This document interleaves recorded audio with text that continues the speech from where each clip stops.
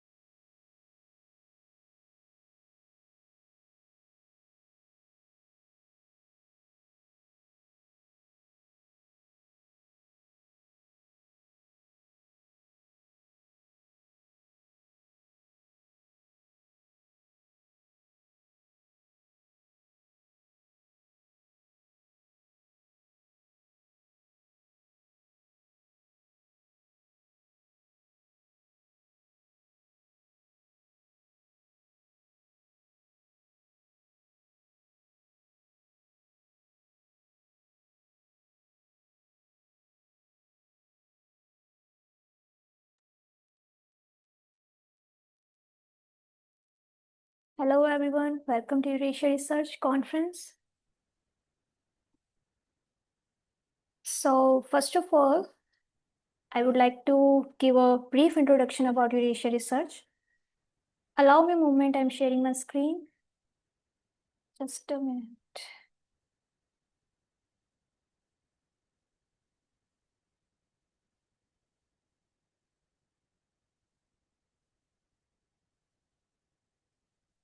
Please confirm my screen if my screen is visible. Professor Satyendra Kumar, hello. Hello. Hello. Hello. I want to share screen test. You okay? Presentation. Presentation. So, I presentation. No, you have to wait for some time. First of all, I would like to introduce Eurasia Research firstly. So, don't worry, after keynote presentation, you can present your presentation. So, is it okay?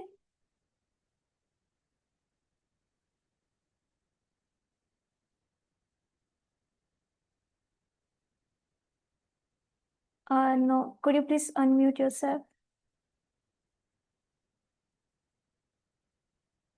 All right. If you believe you can move the highest mountains, cross the greatest oceans, and walk across the water, you feel defeated, falling on your knees and looking up for some hope tonight. You try to stand up, but you throw your hands up like you no longer have the strength to fight. You've seen too many sunsets, too many days ending in the darkest night. But on your own, you'll never know, you'll never know. If you believe you can move the highest mountains, cross the greatest oceans, walk across the water. Believe you can move the highest mountains, cross the greatest oceans, walk across the water. If you believe, they say that all you need is faith, but it's almost like you lost your way. Took a few wrong turns, took a few breaks, falling behind now looking for grace. Cause you need someone to lift you up, yeah, make right all the things you've done. Cause on your own you'll never know, you'll never know. If you move the highest mountains, cross the greatest oceans, walk across the waters of water. Believe you can move the highest mountains, cross the greatest oceans, walk across the water. If you believe, if you believe, you can do anything. You can do anything. You can do anything if you believe. If you believe. Move that highest mountain, walk the greatest oceans, walk across the water, feeling you. Move that highest mountain, walk the greatest ocean, walk across the water. If you believe.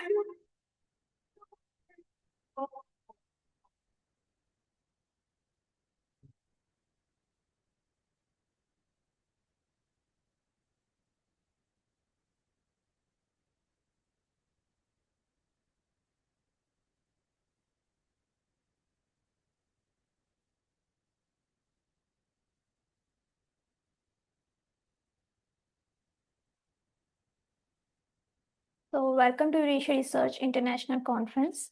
Please allow me a moment to introduce Eurasia Research to you in a nutshell. With over more than 1 million satisfied members and associates spread across the globe, Eurasia Research is a scholarly institution who have been working for nearly a decade. Eurasia Research has organized several successful international conferences, workshops, and training programs at various reputed institutions and grant venues. Eurasia has been tirelessly working for research world and have not stopped their endeavors even during difficult times, and have presented research community with online platform which was safe and convenient method to continue their passion. So we are an international community of researchers, practitioners, students, and educationists who aim to bring together worldwide researchers and professionals, encouraging intellectual development and to create opportunities for networking and collaboration. These objectives are achieved through academic networking, meetings, conferences, workshops, projects, research publications, academic awards, and scholarships. So some of our key highlights that I want to mention: we provide scholarship to deserving candidates to promote students and research scholars to participate in the international conference. Young Researcher Scholarship is provided in the form of a full registration fee waiver. We have vast experience of publishing papers for more than 7 years. Our associated journals publish original papers, review papers, conceptual framework, and simulation models, case studies, empirical research, technical notes, and book reviews. We cater more than 30 plus themes in the area of teaching and education and have registered ISSN and have following renowned indexing: Google Scholar, Crosscheck, Authenticate, Crossref, the Keepers Registry, and Portico Road Directory of Open Access Scholarly Resources, OAI PMH Registered Data Provider, PKP Index. We will soon be applying for Scopus too. We have a wide network of 100 plus internationally acclaimed keynotes across the globe who share their knowledge and guidance with our participants with open hands. We have a large number of committee members and advisors who support us and guide us through their expert opinions and decision-making capabilities.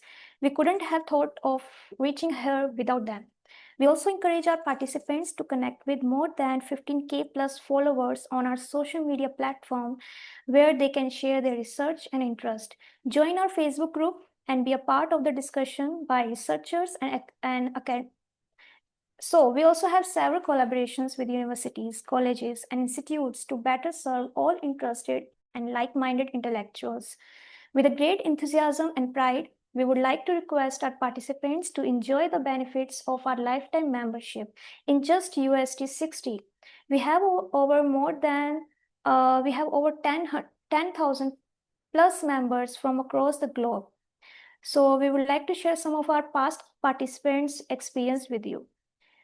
Thank you for your patience and valuable time moving forward with the conference.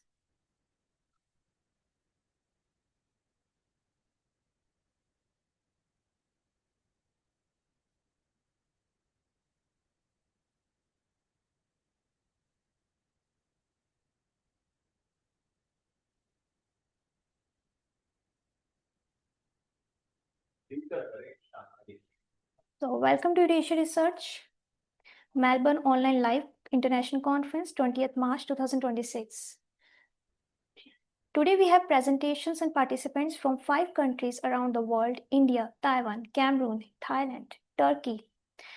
We are broadcasting this conference on YouTube live on multiple pages of Eurasia Research.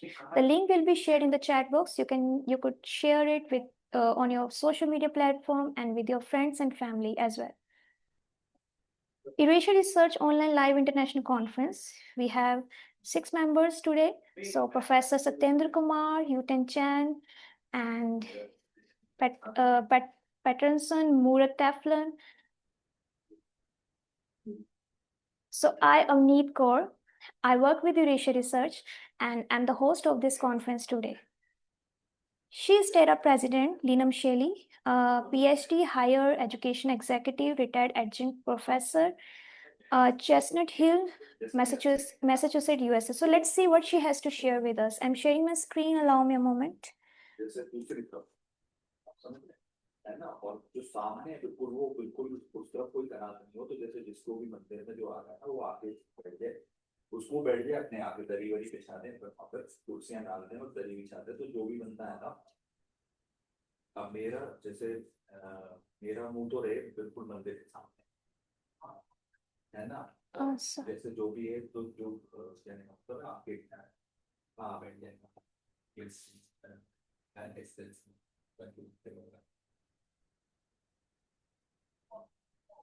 My name is Dr. Lynn Shelley, and I'm an executive leadership consultant, full professor, retired. I am currently teaching adjunct in the executive doctoral program at Boston College in Chestnut Hill, Massachusetts, and at the University of New England in Portland, Maine, in their doctoral program as well. I've been in the profession for 44 years as a teacher and as an administrator from grades pre-K through doctoral programs. And I consult with colleagues around the world in these areas of leadership and culture building and transformation and strategic planning. And my research is focused in areas such as that, not only in education, but crosses over into other disciplines that have common goals and common strategies that need attention and need to be moved forward in this ever-changing global world. So, ma'am, the first question, we would love to hear about your research journey, how it's going, and the projects you are handling right now. My research, my name is Dr. Lynn Shelley. I'm president of the Eurasia TERA group, and I'm very happy to be here. I have been doing some research and starting some writing about the leadership in this new global environment, transformative leadership in the new global environment that we are living in, and hoping that this research will help current and future leaders at every level in any type of an organization. It's very interesting because of the AI connection, because of the global impact that the cultures and the variables that are happening around the world are having on every organization. Thank you so much, ma'am, for sharing such delightful thoughts. And ma'am, my next question would be, could you please share with which paper you are working on that in this moment? Transformative leadership in a global environment. Okay, ma'am, good to know that. And ma'am, how do you manage to balance your teaching responsibilities alongside your research work as well? Well, my balance is that I've always done work and research that I can use and apply to my administrative and consulting positions. Right now, I am an executive leadership consultant. So the research that I'm doing really applies to my role as president of TERA, but also in work that I do with colleagues that are still in practice, and I can help them along the way to enhance their leadership skills. Thank you so much, ma'am. And ma'am, do you travel internationally as part of your research work? I travel to the Terra conferences as the president, and usually I do a keynote. I've been in education for 44 years, every level. Most recently, the Dean of Graduate and Professional Education at LaSalle University in Newton, Massachusetts, United States. And prior to that, I was Dean of Professional Leadership Programs at Endicott College in Beverly, Massachusetts, United States. And my main travel was with Eurasia Terra as the president and keynote speakers. So that's what I have done. I've also done other conferences, but once I became president, I felt like I needed to really give my focus to the organization, to Eurasia Terra, and to be able to impact around the world. Most recently, I sat on a dissertation committee at Boston College, Chestnut Hill, Massachusetts, with a vice president from a university in Russia. Okay. And she was trying, her dissertation was focused on changing culture to adapt to the global world. And Olga did a fantastic job. And of course, when I have those kinds of opportunities, I talk about this wonderful organization so that we get a presence around the world. Thank you so much, ma'am. Thank you for sharing the details with us. And ma'am, my last question would be, what advice would you give to early career researchers, like the beginners, and what advice would you like to give them?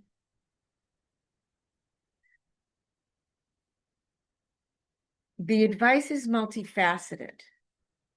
I think that there are several things that they have to keep at the forefront of their minds. That research that they do should always be something that can impact their work, their organization, and or the world. So it has to be current. So to that point, they have to be proactive in where they're focusing their research and knowing what's happening in the world all the time in their certain professions, if you will.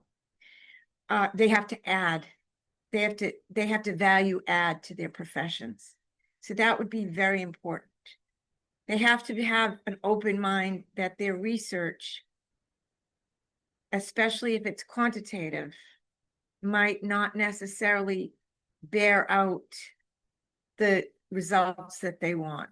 And that's okay, because that shows what really is impacting their work and their organizations and the world. And the third thing that I would do is have them network with people and colleagues like myself and other people doing work, not necessarily in their own professions, but if it's a crossover kind of focus for research that crossovers different professions, that they network and become familiar and have standing meetings with other researchers, because that can be so rich and can help people so much. Thank you so much, ma'am, for giving the advice, and it will be very helpful for them.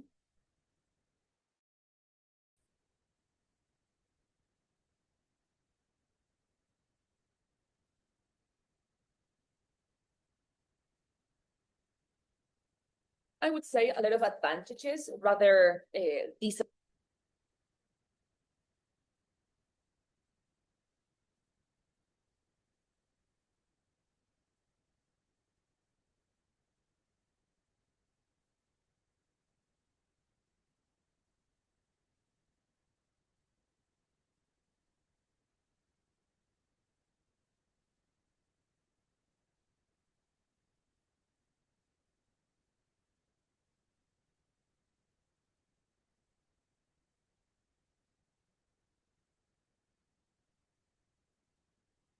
Thank you, Linam Sherry, for sharing wonderful words with us.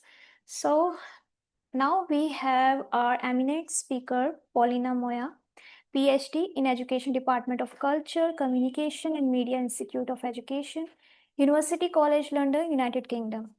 So let's see what she has to share with us.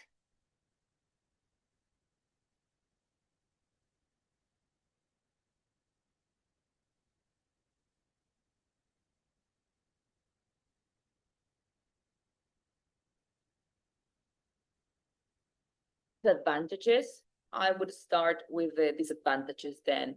I would say like the lack of in-person interaction is something that I miss when presenting online, because casual conversations and spontaneous collaborations are harder to replicate in virtual settings, right? Presenting face-to-face reduces, of course, the technological issues. For example, now I am experiencing a technological issue, and this could be replicated in online presenting too. And those are two disadvantages. But there are many advantages that I'd like to address very briefly. Basically, the accessibility and inclusivity, and also the cost effectiveness, because both are related. So online conferences remove geographical barriers, right? So they make easier for us from around the world to attend these conferences. And without the need for travel, accommodation, and other expenses, of course, that we can afford taking part in different conferences more often. There's a flexibility in scheduling, so we can participate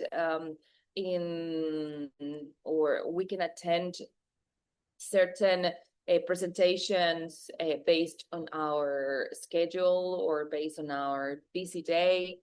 We are reducing environmental impact because we travel less, so we use fewer airplanes, and also because I think it's a great opportunity for networking. Absolutely. I would wholeheartedly encourage my friends and colleagues to attend an online conference. And I did that during the pandemic too. These conferences offer many benefits that make them valuable, and it is an accessible platform for academic engagement and knowledge exchange, right? So I will repeat some of the others. So they are cost effective. There's more access to possibilities to attend these conferences. They are more inclusive, because some people who might have some special educational needs can use different technological devices to translate, for example, what the presenter is saying. They can be more prepared at home. Also, these are very related to the previous one, but I think that we need to adapt to changing circumstances, especially when we are related in research and education.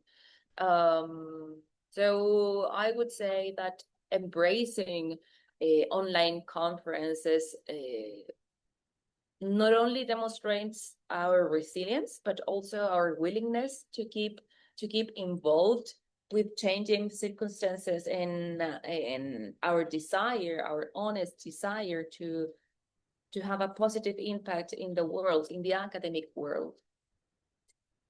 Well, I need to say that I'm very, very happy with the TERA, TERA, the Teaching and Education Research Association. This is my third or fourth time presenting in one of your congresses.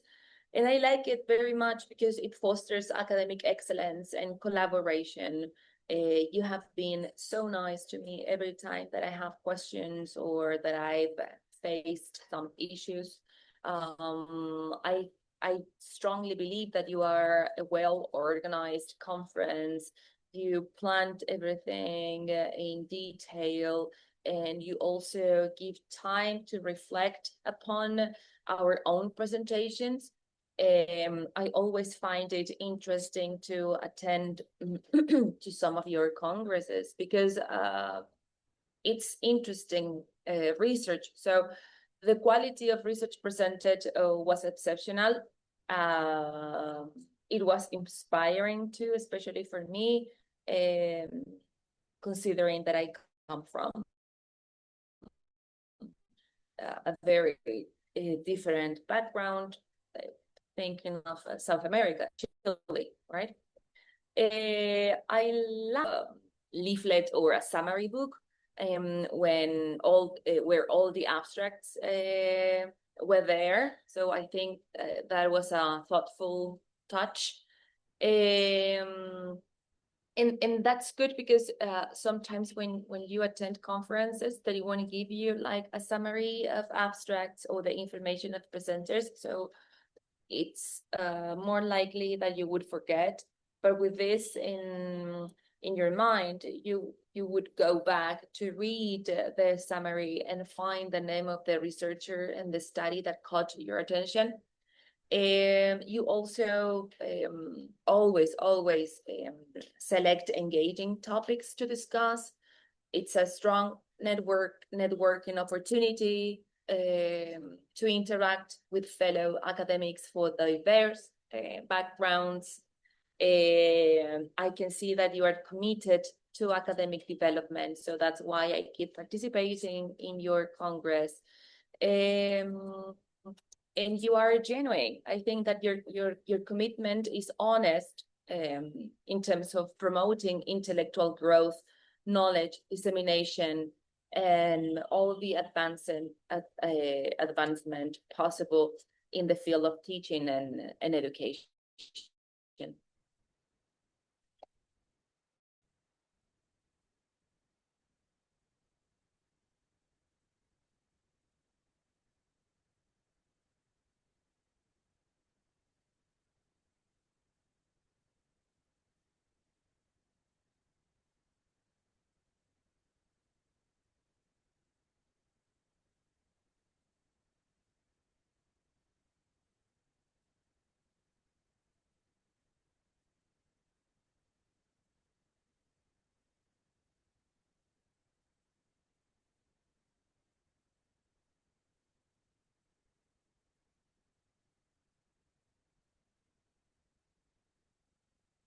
So thank you, eminent speaker Paulina, for sharing these wonderful words with us.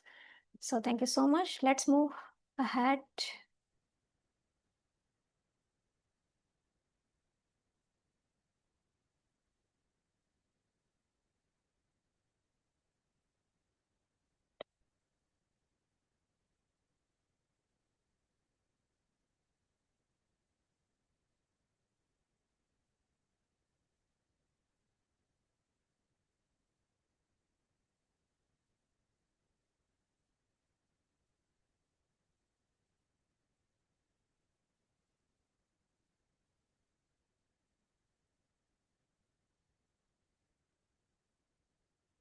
So here are some our conference schedule. Session 1, keynote talk, 6:45 to 7:30 a.m. And session 2 is team activity photo session from 7:30 to 7:45 a.m. Session 3 would be technical talk, 7:45 onwards. So please rename your Zoom account with your full name in English. So this will help us to record your presence, and you may ask your question related to the presentation after the presentation. So the chat section while the presentation are going on, you can drop your question. All the certificates, receipts, and proceedings will be sent to your email ID, the participants within a week on their email ID. So the proceeding will include all the full paper and abstract. So now moving ahead with the publication process. The publication process starts once the registration process is complete. The author needs to send their papers, consent form, and reviewer details on the email ID convener@eurasiaresearch.info. The abstract and papers received will be first published in the conference book of proceedings online. Only the selected papers will be moved in our publication timeline. The review reports will be sent to the author once the review process is over. The final stage of publication starts after receiving the revised paper from the authors. Please note that the publication process takes around 15 to 20 days after the conference dates if all the editorial guidelines are followed within the given deadlines. So now here our first keynote speaker, Professor Satyendra Kumar, ABES Engineering College, Ghaziabad, India. His topic is nanostructured polymer materials for emerging electronic and sensor applications. So, Professor Satyendra Kumar, please Yeah, unmute. hello. I'm audible. Yes, you are audible. Okay. You can start Can your I share my presentations? Yeah, sure. Yes.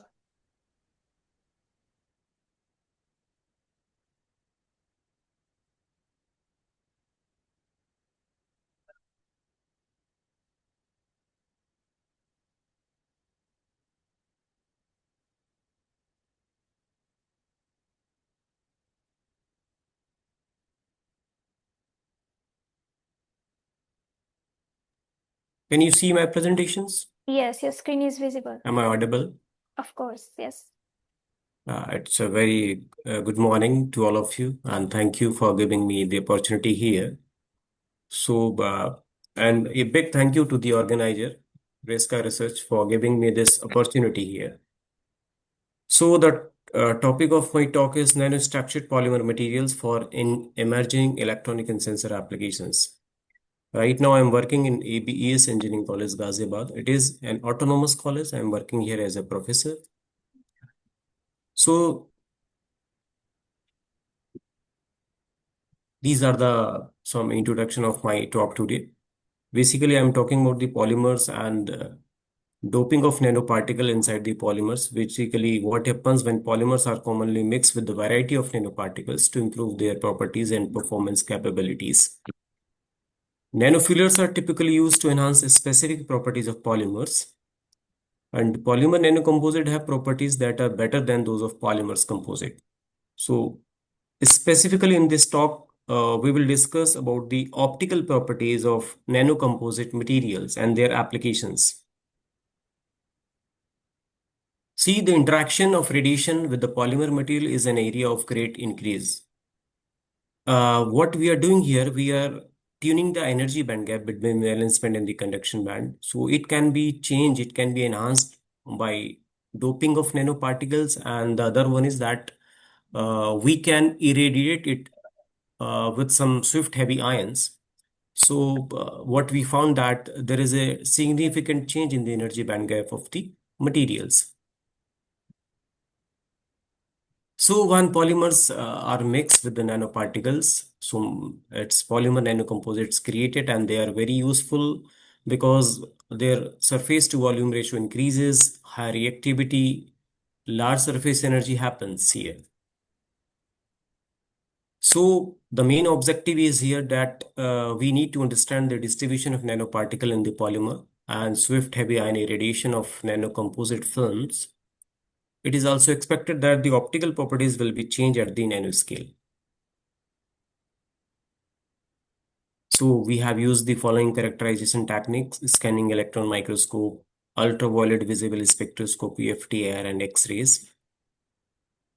So what are swift heavy ions? Let me introduce some small things about them. That these are the high energy heavy ions known as swift heavy ions. Those have its energy of the order of mega electron volt. So these ions impart energy to the electron cloud and electron transfer energy to the lattice. This type of energy loss is called the electronic losses.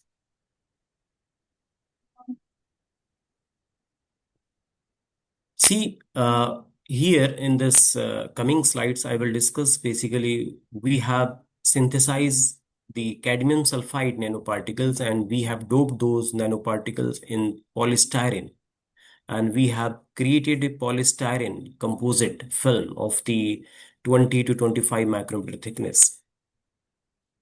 So the nanoparticle of cadmium sulfide of the order of 50 to 60 nanometer, they were created here. And the purpose is to disperse the semiconducting nanoparticle evenly in the polymer matrix. You can see here the image of nanoparticles basically. These are the cadmium sulfide nanoparticles. See, these are the results of our work. So here in ultraviolet visible spectroscopy, you can see here the black line here. This one is the without doping and pure pristine, I should say. And when it was irradiated with the radiation, you can see that its edge is shifting towards the higher wavelength. So in the same graph, basically what is happening here, this spectra is shifting from lower to the higher wavelength, from ultraviolet to the visible region. And if we are in the visible region, then we are in a better condition to control the energy band gap and to modify the optical properties of the materials. Same is the case here. Same is the case here, but the difference is that we are changing the amount of doping in different materials. And here is another technique which is known as the torque relations, by which we can calculate the energy band gap of any materials. So you can see here we have plotted here on a y-axis alpha h nu square. H nu is the energy of photon, and here on x-axis it is the energy of photon h nu. This is the coefficients of absorbability. So we have calculated the energy band gap by using torque relations. So you can see here this table. See, in case of pure polystyrene, the energy band gap of the pristine sample was 4.35 electron volt, and when it was irradiated with some swift heavy ions, it was decreased up to 2.34 electron volt. It's a significant change of energy band gap. And same is the case with nanocomposite polymer film, when it was doped with cadmium sulfide nanoparticles and copper and nickel nanoparticles. So you can further see here the change in the energy band gap from 3.95 to 2.73 electron volt. So irradiation, basically what is doing here, radiation decrease the band gap further to quite a drastic level. There is a significant change, 35%, 9%, 12% in the band gap from the pristine value of a radiated sample. One other work we have done with we have now changed zinc sulfide. Before this, we were using cadmium sulfide semiconducting nanoparticle. Now we are using zinc sulfide nanoparticles for the doping in polymers. So you can see here the changes. This is the image of zinc sulfide nanoparticles here. This is the SAM image. Scanning electron microscope is the technique by which we can see the nanoparticles. And again, the size of nanoparticle is 50 to 60 nanometer. And these are the optical absorption spectra of those materials. In all these, you can see, as previously I told you, that if you are increasing the dose of radiation, then it is its edge is shifting towards the higher wavelength, from lower to the higher wavelength region. Yes. And it's a very interesting result you can see here. See what is happening here. I'm comparing here polystyrene zinc sulfide doped with copper. Here polystyrene zinc sulfide doped with nickel. So in case of pristine, the value of energy band gap was 4.2 electron volt, and when it was irradiated with swift heavy ions, it was decreased up to 3.06 electron volt. So there is a dip of 1.14 electron volts, and it's a very significant tunable energy band gap basically. If you can tune this energy band gap, then you can enhance the properties of materials that can be used in sensors basically.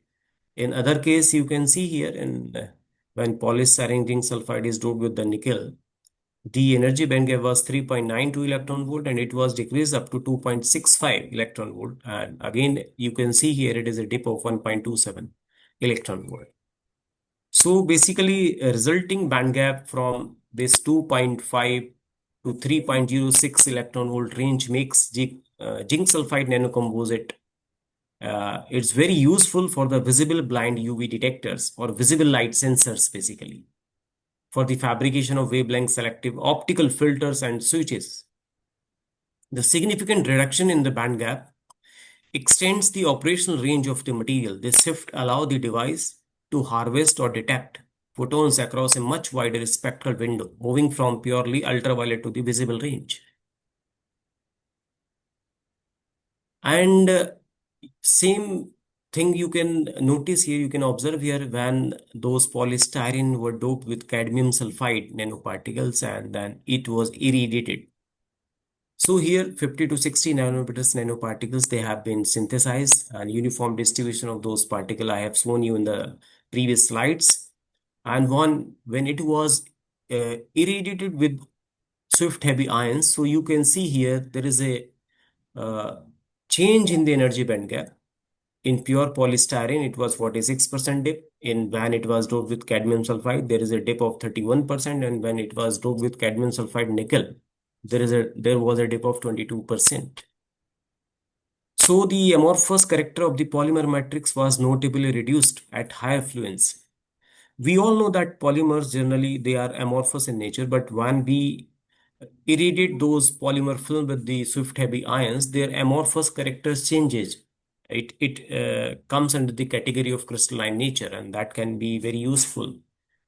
So the ability to precisely control these optical properties, I mean to say that the energy band gap, these nanocomposites are viable candidate for the tunable optical layers in next generation sensors and optoelectronics devices. See, the synthesized of zinc sulfide nanoparticles embedded in the polymer were confirmed to possess the zinc blend structure. Band gap tunability is a very important parameter here. See, the precise control of optical band gap achieved at 10 to the power of 11 science per centimeter square fluence here. So again, the crystal size reductions, application relevance, and all these things, the modified band gaps fall within the visible spectrum, making these material highly relevant visible range sensing and optoelectronics components.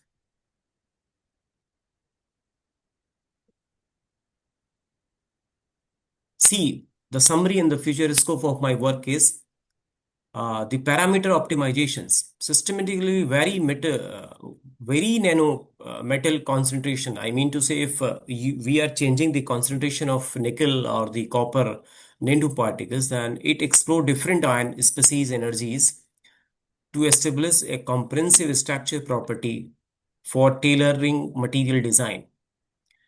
Implement in situ monitoring techniques during irradiation to observe defects, formation, dynamics, cluster growth, and phase evolution real time. What happens when any nanocomposite film is interactive with the swift heavy ions? Some new energy states are created and some new defects are created inside the nanocomposite materials, and those new defects and new energy states enhance the properties of the materials. So transition from material synthesis to device prototyping is possible by controlling this energy band gap. And swift heavy ions irradiation serve as a robust and precise post-fabrication tuning tool and enables the scalable engineering of optical band gap and structural properties in polymer nanocomposite, bridging the gap. So by tuning the band gap, we can control the sensitivity of the sensor. A reduced band gap enhance charges transfer, improving sensing performance of the sensors. So band gap decreases after swift heavy ions and the doping. There are two ways which I explained here in this slide. The one is that if you are changing the amount of doping in polymer and making nanocomposite, then band gap you can find the significant change in the energy band gap. It dips. And the other way is that you irradiate those nanocomposite film with the swift heavy ions. So again, you will see that there is a dip in the energy band gap, and that change or that tuning in the energy band gap can be used for the sensors. So optical sensors, because we are moving from ultraviolet to the visible region and red shift, blue shift is there. So defect mediated absorption aids to detect specific light wavelength or environmental change with the high sensitivity. Some radiation tolerant dosimetry is possible. We can create here by using this energy band gap. Electromagnetic shielding is also possible here, and some integrated sensor platform like part towards developing flexible polymer based sensor. The reason is that polymer is very flexible. So we can use this polymer based sensor array that combine optical sensing and the electronic detection on a single low cost substrate. Thank you. That's it from my side. If you have any questions, then you can ask. Thank you, Professor, for your valuable presentation, and that you really explained everything beautifully. Thank you so much. Welcome. Welcome. And dear participants, if you have any question, you can type them in the chat box or you can ask directly. Thank you so much. So let's move ahead.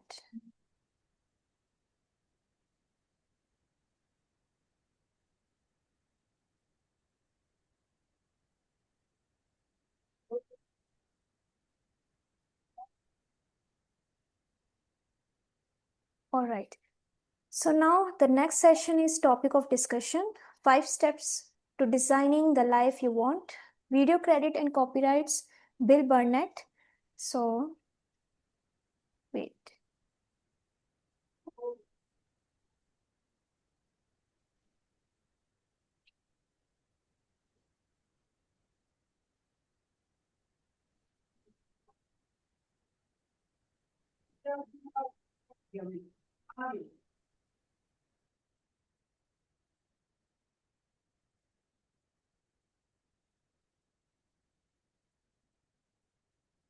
Hello, everyone. I'm here to help you design your life. We're going to use the technique of design thinking. Design thinking is something we've been working on at the D School and in the School of Engineering for over 50 years. And it's an innovation methodology, works on products, works on services. But I think the most interesting design problem is your life. So that's what we're going to talk about. I want to just make sure everybody knows, sees my buddy Dave Evans's face. Dave and I are the co-authors of the book, and he's the guy who helped me co-found the Life Design Lab at Stanford. So what do we do in the Life Design Lab? Well, we teach the class that helps you figure out what you want to be when you grow up. Now, I'm going to give you the first reframe. Designers love reframes. How many of you hope you never grow up and lose that childlike curiosity that drives everything you do? Raise your hand. Right. Who wants to grow up? I mean, we've been talking about curiosity in almost every one of these talks. And so I'd like to reframe this as we teach the class that helps you figure out what you want to grow into next as this life of yours, this amazing design of yours unfolds. So design thinking is what we teach, and it's a set of mindsets. It's how designers think. You know, we've been taught probably in the university to be sort of skeptical realists, rationalists, but that's not very useful as a mindset when you're trying to do something new, something no one's ever done before. So we say you start with curiosity and you lean into what you're curious about. We say you reframe problems because most of the time we find people are working on the wrong problems. They have a wonderful solution to something that doesn't work anyway. So what's the point of working on the wrong thing? We say radical collaboration because the answer's out in the world with other people. That's where your experience of your life will be. We want to be mindful of our process. There are times in the design process when you want lots of ideas. And there are times in the design process where you really want to converge and test some things, prototype some things. So you want to be good at that. And the other is bias to action. Now, you know, I'll say that we think no plan for your life will survive first contact with reality. Reality has a tendency to throw little things at us that we weren't expecting, sometimes good things, sometimes bad. So we say, just have a bias to action. Try stuff. Why? Why did we start this class? Well, I've been in office hours for a long, long time with my students. I've been teaching here for a while. Dave as well. He was teaching over at that community college in Berkeley for a while. And what we notice is, I'm sorry. It's a Stanford TEDx. What we notice is that people get stuck. People really get stuck and then they don't know what to do and they don't seem to have any tools for getting unstuck.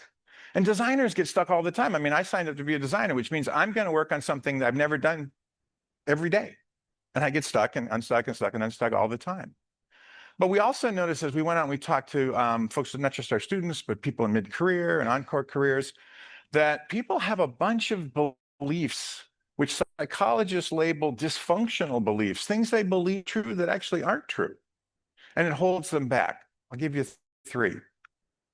First one is passion. Tell me your passion, and then I'll tell you what you need to do. Now, if you actually have one of these things, these passions, you knew at 2 you wanted to be a doctor, you knew at 7 you wanted to be a clown at Cirque du Soleil, and now you are one. That's awesome. But, you know, we're sort of research-based here at Stanford, so we went over to the Center for the Study of Adolescence, which, by the way, now goes up to 27. I met with Bill Damon, who's one of our colleagues. He's a fantastic guy. He studied this question, and it turns out less than 20% of the people have any one singular identifiable passion in their lives. So we hate a methodology which says, okay, come to the front of the line. You have a passion? Oh, you don't? Oh, I'm sorry. Go to the back when you have one. Come on back and we'll help you with that. It's terrible. 8 out of 10 people say, I have lots of things I'm interested in. So this is not an organizing principle for your search or your design. The second one is, well, you should know by now, right? Don't you know where you're going? If you don't know, you're late. Now, what are you late for exactly? I'm not quite sure. But people have, you know, there's a meta narrative in the culture. When I was growing up, 25, you were supposed to have, you know, maybe have a relationship, maybe have gotten married, starting to get the family together. When I talk to my students, my millennial students, they'll say, oh, that's got to be like 30 or something, because they can't imagine anything past like 22. But 30 is a long way out. But we know that nowadays people are forming their lives much more fluidly. They are staying in a lot more dynamic motion between about 22 and 35. And so this notion that you're late is really kind of, it's not only, it's like, well, you should have figured this out by now. Dave and I don't should on anybody. In the book or in the class, we don't believe in should. We just think, all right, you are wherever you are. Let's start from where you are. You're not late for anything. But the one we really don't like is, are you being the best possible version of you? I mean, because you're not settling, are you, for something that's less than the best? Because this is Stanford, obviously we all want to be the best. Well, this implies that, one, there's a singular best, two, that it's a linear thing and life is anything but linear. And three, there's this old, it kind of comes from this business notion. There's an old business saying, good is the enemy of better, better is the enemy of best. And you always want to do your best in business. But if there isn't one singular best, then our refrain is, the unattainable best is the enemy of all the available betters. Because there are many, many versions of you that you could play out, all of which would result in a well-designed life. So I'm going to give you 3 ideas from design thinking and the way, 5 ideas, excuse me. It says 5, doesn't it? Yeah, 5 ideas from design thinking. The things that people have written back to us who've read the book or taken the class and said, hey, these were the most useful. These were the most doable. They were the most helpful. And we're human-centered designers, so we want to be helpful. The first one is this notion of connecting the dots. The number one reason people take our class, and we read the book, is they say, you know, I want my life to be meaningful. I want it to be purposeful. I want it to add up to something. So we looked in the positive psychology literature and in the design literature, and it turns out that there's who you are, there's what you believe, and there's what you do in the world. And if you can make a connection between these 3 things, if you can make that a coherent story, you will experience your life as meaningful. The increase in meaning making comes from connecting the dots. So we do 2 things. We ask people, write a work view. What's your theory of work? Not the job you want, but why do you work? What's it for? What's work in service of? Once you have that, 250 words, then this one's a little harder to get short. What's the meaning of life? What's the big picture? Why are you here? What is your faith or your view of the world? When you can connect your life view and your work view together in a coherent way, you start to experience your life as meaningful. That's the idea number 1.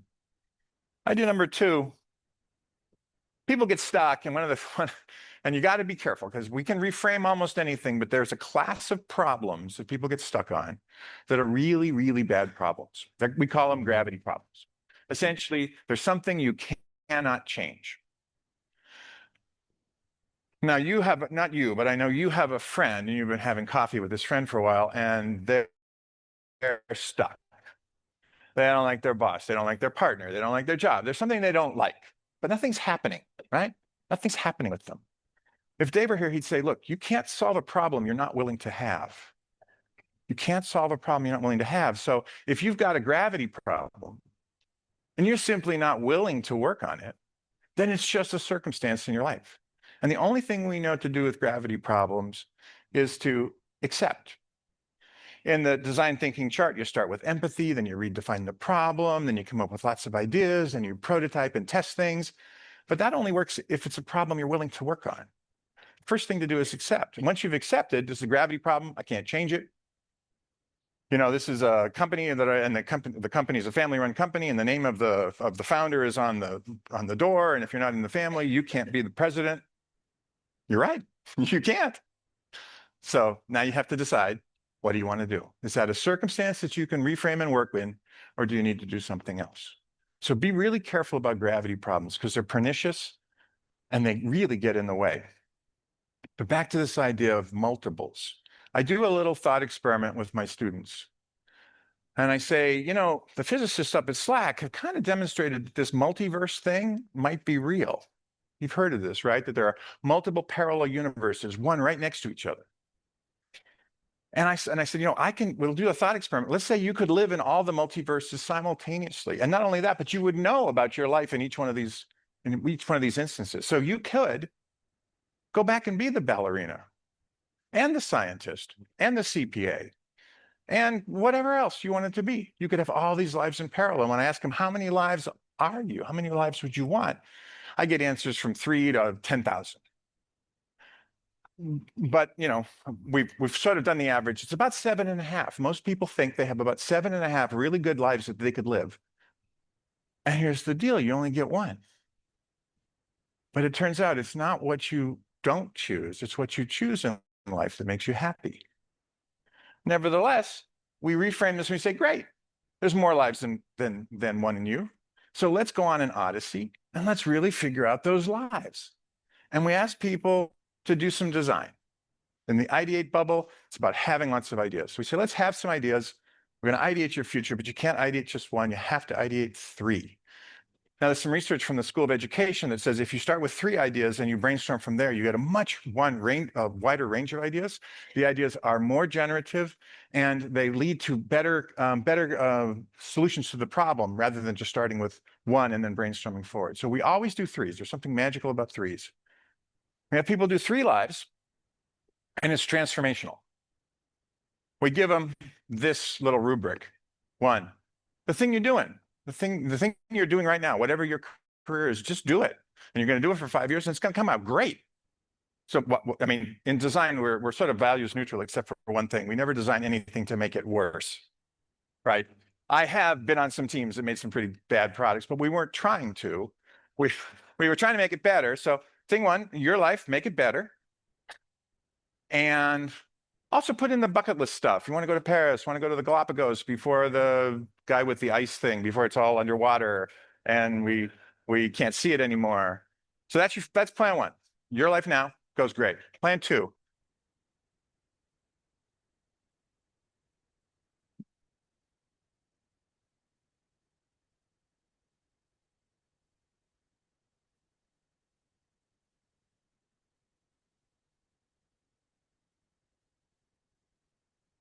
I'm really sorry to tell you, but the robots and the AI stuff, that job doesn't exist anymore. The robots are doing it. We don't need you to do that anymore.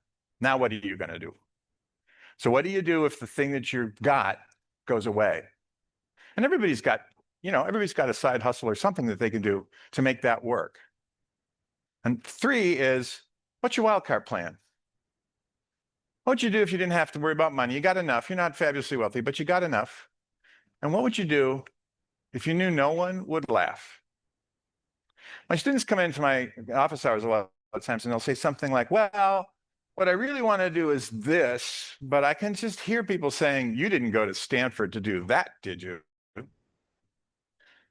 Right? Because somehow or other, if you went to Stanford, you have to do some of the amazing things that the past speakers have been doing. But what would you do if you had enough money and you didn't care what people thought? anything from I'm going to go study butterflies to I want to be a bartender, you know, in Belize. What would you do? And people have those three plans. Now, what happens when they do this is one, they realize, oh my gosh, I could actually have imagined three completely parallel lives. They're all pretty interesting. Two, they rarely go become a bartender, you know, in Belize. But a lot of times, the things that come up on the other plans were things that they left behind somehow. In the busyness of life, they forgot about those things. And so they bring them back and they put them in plan one. They make their lives even better. Sometimes they do pivot, but mostly they just use this as a method of ideating all the possible wonderful ways they could have a life. Now, you could start executing that, but in our model, the thing you do after you have ideas is you build a prototype. We have met people who've like quit their job and suddenly done something else. It hardly ever works. You kind of have to sneak up on it because in our model, we want to set the bar really low, try stuff, have some success, do it again. So when we say prototype in our language, what we mean is a way to ask an interesting question. What would it be like if I tried this? A way to expose the assumptions. Is this even the thing I want? Or is that just something I remember I wanted when I was 20? I got to go out in the world and do this, so I'm going to get others involved in prototyping my life. And I'm going to sneak up on the future because I don't know if this is exactly what I want. The two kinds of life design prototypes, one we call a prototype conversation. You know, William Gibson, the science fiction writer, has a famous quote, "The future is already here, it's just unevenly distributed." So there is someone who's a bartender in Ibiza. He's been doing it for years. I could go meet him and have a conversation, he or she. Somebody else is doing something else I'm interested in. All these people are out there. They're living in my future today. They're doing what I want to do today. And if I have a conversation with them, I just ask for their story, and everybody will tell you their story. If you buy them a cup of coffee, they'll tell you the story. And if I hear something in the story that rings in me, we have this thing we call narrative resonance. When I hear a story that's kind of like my story, something happens. And I can identify that as a potential way of moving forward. They're pretty interesting people. I've set up 3 prototype conversations, and they think I'm interesting because I'm coming back to school and I'm 45. So she had a felt experience, because we are more than just our brains. She had a felt experience that this might work for her. So those are 2 ways you could prototype your way forward. So last idea, you want to make a good decision well. So many people make choices and they're not happy with their choices because they don't really know. How do they know what they know, right? It's a hard thing, particularly nowadays when we have so many choices. So we have a process. Again, comes from the positive psychology guys. Gather and create options. Once you get good at design, you're really good at coming up with lots of options. You got to narrow those down to the working list that you can work with. Then you make the choice, you make a good choice. And then, of course, you agonize that you did the wrong thing.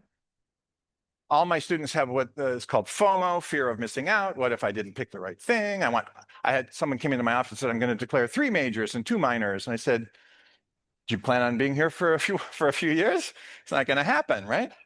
So we don't say that. We're creating ideas. You also want to make sure you leave room for the good, the lucky ideas, the serendipitous ideas.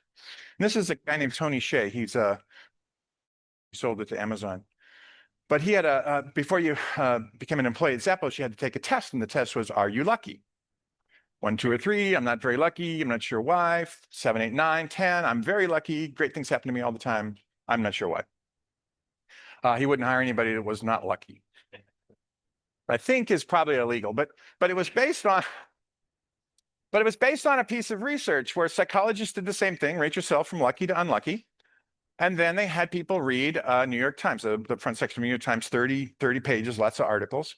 And the graduate student said, please count the number of either headlines or photographs, depending on the test. And if you get the right, when you get the whole thing read and you count the number of photographs, just tell the person at the end. And if you got the right number, you get $100. Of course, you all know that when a graduate student tells you what the experiment is, that's not the experiment. So inside this thing that looked like a New York Times, 30 pages, front page, inside all the stories were little pieces of text that said, if you read this, the experiment's over, collect an extra $150. It's not about being lucky. It's about paying attention to what you're doing and keeping your peripheral vision open. Because it's in your peripheral vision that those interesting opportunities show up, right? That you were not expecting. So you want to get good at being lucky. Narrowing down, this is quite simple. If you have too many choices, you go into what psychologists call choice overload, and then you have essentially no choices. Here's the experiment. This is done at Stanford. You walk into a grocery store and there's a nice lady with she's got a table, and on the table she has 6 jams, and you come over, try the jams, take a sample, buy some jam. 6 jams, about 30 of people who will go by, pick a jam or stop and test something, and about a third of those actually buy a jam. Okay, that's the baseline. Next week you walk in, 24 jams. Jalapeno, strawberry, banana, whatever, all sorts of jams. Well, guess what happens? Twice as many people stop. Look at all these jams. It's so interesting. 3% of the people buy it. When you have too many choices, you have no choice. What do you do when you have too many choices? Just cross off a bunch of choices. The psychologists tell us we can't handle more than 5 to 7. I'd say it's 5. If you've got a bunch of choices, cross them all off. Just pick the 5 and then make your decision there. Oh my God, what if I pick the wrong ones? What if I cross off the wrong ones? Right? Well, you won't, because it's the pizza or Chinese food. You're at the office and everybody says, hey, let's go out to lunch today. That sounds great. What do you want to do? Pizza or Chinese food? I don't care. Okay, everybody gets together, and halfway, in the elevator on the way down, someone says, let's get Chinese food. Then you go, no, I want to choose well if you choose only from your rational mind. This is Dan Goleman, who wrote the book on emotional intelligence. Does a lot of research on this, a lot of brain science. There's a part of your brain way down in the base brain, the basal ganglia, that summarizes emotional decisions for you. I did something, got good emotional response from that. Good, check. Did something, a little bad emotional response to that. It summarizes all of the emotions that you have felt and how your decisions were based. And then the letting go and moving on. This was the hardest part for me, but this is also the work of Dan Gilbert, who is a distinguished scientist at Harvard, despite the fact that he's doing insurance commercials now. And he's been studying decision-making and how do you make yourself happy. So you walk in, another psychology experiment, the postdoc has got 5 Monet prints, 5 pictures from Monet, and you rank them from best to least. I like this one the most, I like this one the least, number 1 and number 5. Thank you very much. The experiment's over. Oh, by the way, as you're walking out, the grad student says, I kind of screwed up and I bought too many of number 2 and 3. So if you want to take one home, you can just have it. 2 conditions. In one case, take it home and have it, but don't bring it back because I'm kind of embarrassed, and just keep it. You can't exchange it. Second condition, I got lots of these. If you don't like the one you picked, you can swap it back and pick another one. And of course, everybody picks number 2. It's a little better than number 3. Bring people back in a week later, say, re-rank the stimuli. Which one do you like now? The people who are allowed to change their mind don't like their painting. They don't like the print. They don't like the other one anymore. They don't like any of them anymore. In fact, they don't like the whole process, and they have destroyed their opportunity to be happy. Go and move on. Make the decision irreversible. And by the way, as a designer, that's no problem, because you're really good at generating options. That's what you're great at ideation. You're really good at prototyping to get data in the world to see if that world is going to be the world you want to live in. So you have no fear of missing out. It's just a process, mindful of process. Collect, reduce, decide, move on. That's how you make yourself happy. So the 5 ideas, connecting the dots to find meaning through work and life views. Stay away from gravity problems, because I can't fix.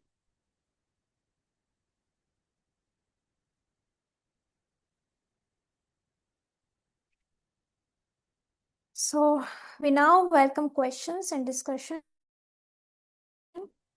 related to this topic. So feel free to share your thoughts and point of view on this video. Okay, so before moving ahead, I would request everyone, please turn on your camera so that we can take a group session or a photo session. Please turn on your camera.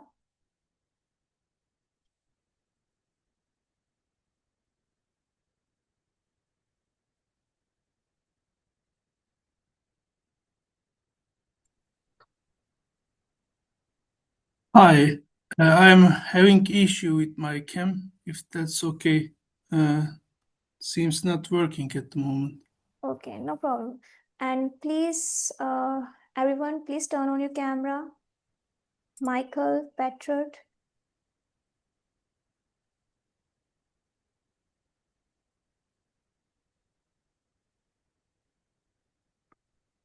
Michael, are you hearing me?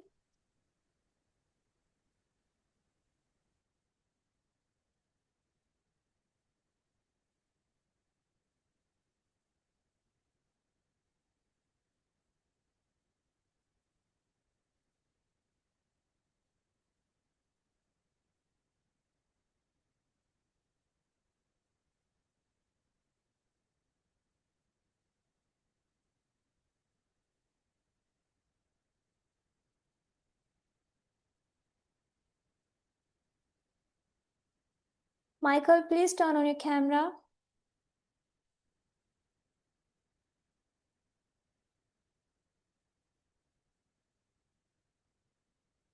So no problem.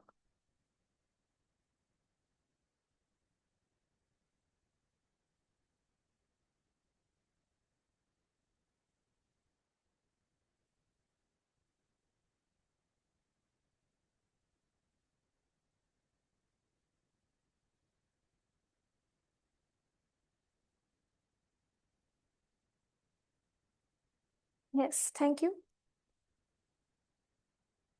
So now our first presenter, Yuten Chen, Graduate Institute of Human Resource Management, National Tsinghua University of Education, Taiwan, and topic is exploring how applicants' personality traits moderate the impact of employer branding on organizational talent attraction.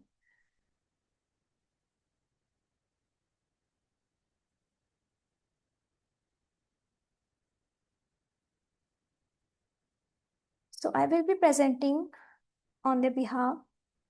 Allow me a moment, I'm sharing my screen.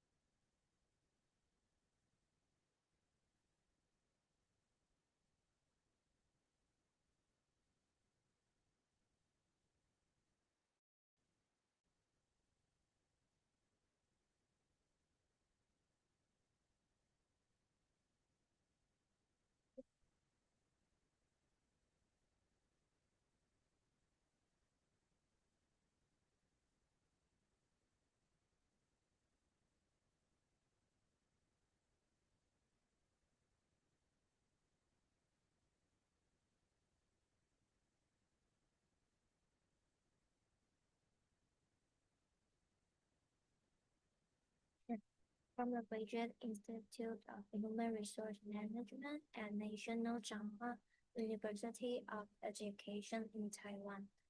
Today, I will present our research titled Exploring How African Personality Traits Moderate the Impact of Employer Branding on Organizational Talent Attraction. This study examined how job seekers' personality traits influence the effectiveness of employer branding in attracting talent. In recent years, organizations around the world have faced increasing challenges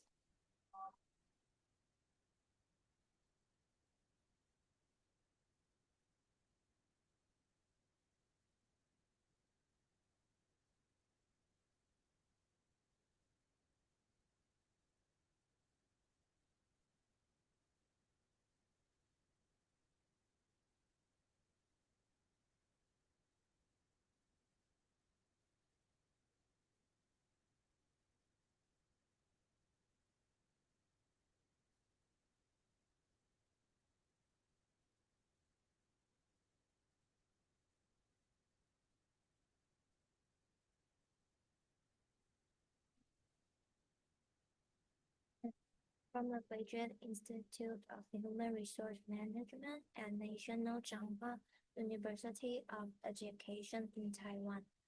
Today, I will present our research titled Exploring How African Personality Traits Moderate the Impact of Employer Branding on Organizational Talent Attraction.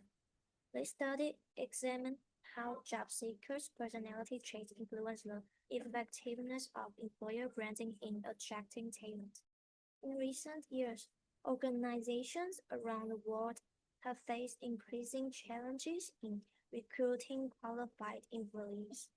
According to the 2024 Manpower Group Talent Shortage Report, about 75% of employers globally experience difficulties filling job vacancies. Taiwan faced a similar situation. Many companies struggle to find suitable candidates, and the competition for talent has become extremely intense. As a result, many organizations have begun to emphasize employer branding as a strategy to attract potential applicants. Employer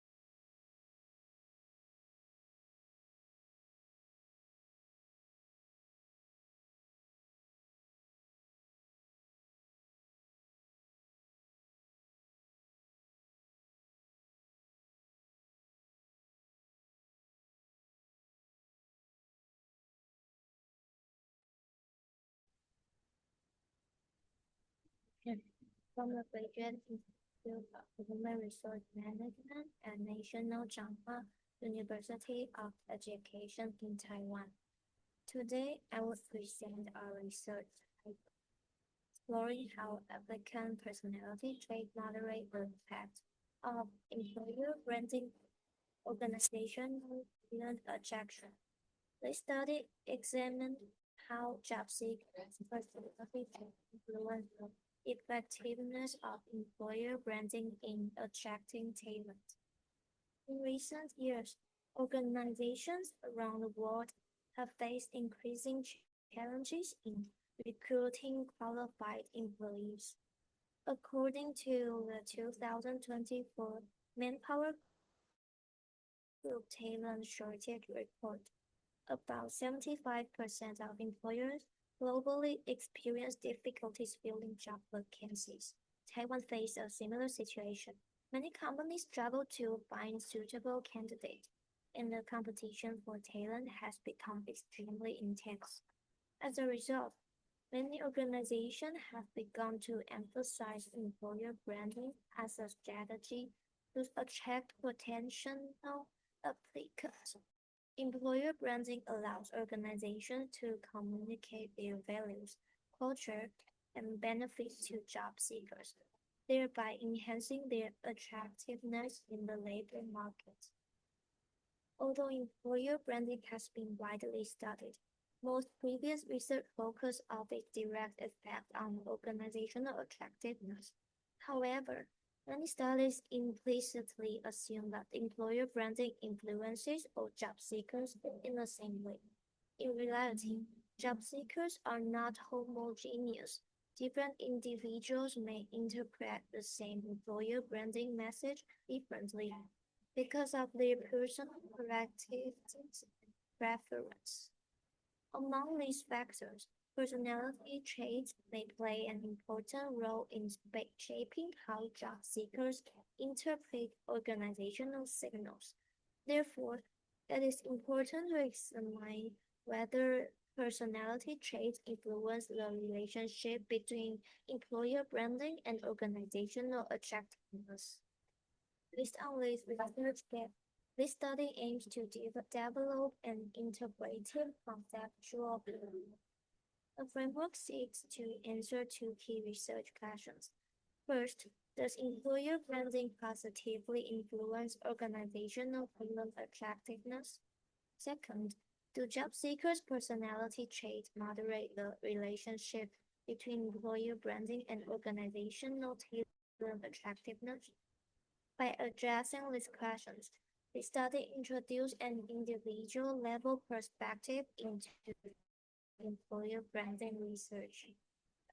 In this study, employer branding refers to the value and image that organizations communicate to potential employees. To measure employer branding, this study adopted the employer attractiveness scale developed by Burton and colleagues. This scale identifies 5 key dimensions of employer brand value. The first is interest value, which refers to whether the work environment is creative and innovative. The second is social value, which relates to the workplace atmosphere and interpersonal relationships. The third is economic value, including salary, compensation, and job security. The fourth is development value, which refers to career growth and learning opportunities. Finally, application value, which refers to opportunities to apply knowledge and contribute to others. These dimensions collectively represent the signal organizations send to the labor market. The key outcome variable in this study is organizational talent attractiveness. This concept refers to the extent to which job seekers perceive an organization as an attractive place to work. According to Highhouse and colleagues, organizational attractiveness can be understood through 3 aspects. These include general attractiveness toward the organization, the intention to pursue employment with the organization, and the perceived prestige of the organization. In recruitment research, organizational attractiveness is considered a critical indicator of whether a company can successfully attract potential applicants. The study focused on 2 personality traits from the Big 5 personality model. The first trait is extraversion.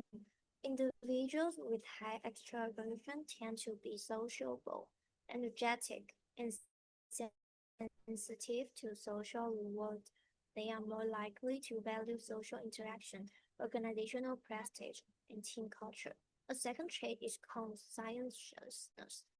Conscientious individuals tend to be responsible, disciplined, and goal-oriented. They usually pay more attention to concrete information such as job responsibilities, performance expectations, and career development opportunities. Therefore, these 2 personality traits may influence how job seekers interpret employer branding message. This study integrates 2 major theoretical perspectives. The first is symbolic interactionism. The theory suggests that individuals interpret social signals and symbols based on their own experience and characteristics. In a recruitment context, employer branding can be viewed as a set of symbolic signals communicated by organizations. Job seekers interpret these signals differently depending on their personal characteristics. The second theory is social identity theory. This theory proposes that individuals derive part of their self-concept from membership in social groups. Organizations can be viewed as social groups. Therefore, a strong employer brand may enhance job seekers' social identity and increase their attraction toward the organization. Based on these theoretical foundations, the study proposed a conceptual framework describing a psychological process. The process can be summarized as signaling, interpretation, identification, and attraction. First, organizations then signals to the labor market through employer branding. Second, job seekers interpret the in this stage, personality traits act as an interpretative field, shaping how the signals are understood. Third, if the employer brand aligns with the job seeker's identity and values, organizational identification may develop. Finally, this process leads to higher organizational talent attractiveness. Based on this framework, the study proposes three research propositions. Proposition on one state that employer branding positively influence organizational talent attractiveness. Proposition 2 suggests that extroversion positively moderates the relationship between employer branding and organizational attractiveness. In other words, individuals with higher extroversion may respond more strongly to employer branding signals. Proposition 3 proposed that the moderating effect of conscientiousness depends on the degree of alignment between employer branding signals and rational job-related values. Highly conscious individuals may place greater emphasis on practical job attributes rather than symbolic brand message. The study makes three main theoretical contributions. First, it depends our understanding of the physiological mechanism behind employer branding effectiveness. Second, it introduces individual difference as boundary conditions in employer branding research. This perspective challenges the assumption that employer branding affects all job seekers equally. Third, the study proposed an integrative model that connects organizational signaling, personality interpretation, and social identification. This research also provides practical implications for organizations. First, organizations should adopt target employer branding strategies. For example, when attracting attractive job seekers, companies should emphasize team culture, workplace atmosphere, and organizational prestige. On the other hand, when targeting conscientious individuals, companies should provide more concrete and practical information, such as salary structures, training programs, and career development opportunities. By aligning employer branding messages with the preference of different personality types, organizations can improve their recruitment effectiveness. The study proposed several directions for future research. First, future studies can conduct empirical testing of the conceptual model using survey data of experimental methods. Second, researchers can explore more detailed relationship between specific personality traits and different dimensions of employer branding. Finally, Future studies can incorporate additional moderating factors such as generational difference or industry context. In conclusion, the study proposes an integrative conceptual framework explaining how employer branding influences organizational talent attraction. The key insight is that job seekers' personality can influence how employer branding signals are interpreted. Understanding these individual differences can help organizations design more effective and targeted recruitment strategies. Thank you for your attention.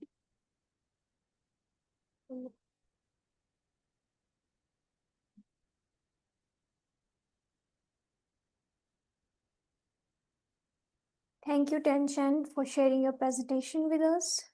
So our next presenter is Yiling Liao, Graduate Institute of Human Resource Management, National Chenghe University of Education, Taiwan. Topic is I need to work hard, the impact of imposter phenomenon and burnout, and the moderating of psychological capital. So I hope so, Ki Yiling, are you there?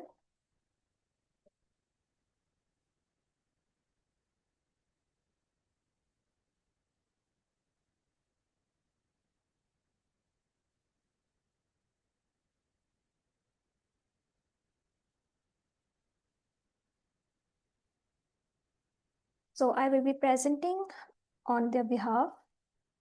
Let me share screen.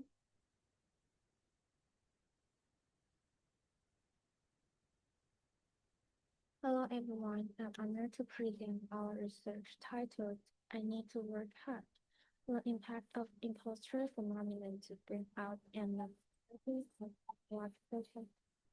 My name is Lindsay, and our presenter is Leo. Today we explore a critical psychological paradox. Why high-achieving newcomers often feel like fraud and how it drives them towards burnout. This is today's agenda.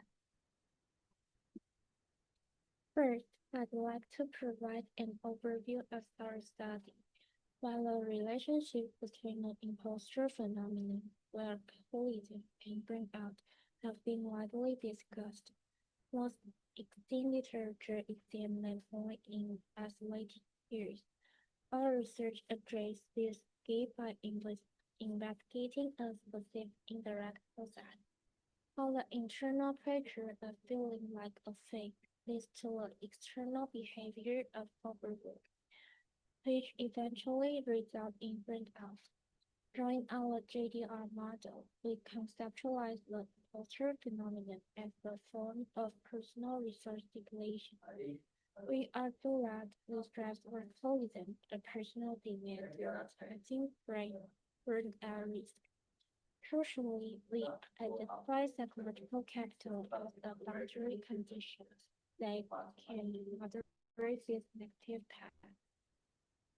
Based on our sample of 112 employees in Taiwan, we conclude that workaholism is the critical bridge in this process. However, our results also show that psyche can effectively weaken the link between overwork and burnout. These findings offer a clear roadmap for supporting the well-being of early career professionals. In this study, we looked at the psychological paradox of workplace newcomers. Despite their achievements, many suffer from the imposter phenomenon, attributing success to work-related merit. To compensate for this internal insecurity, they fall into the imposter cycle, which drives them toward workaholism.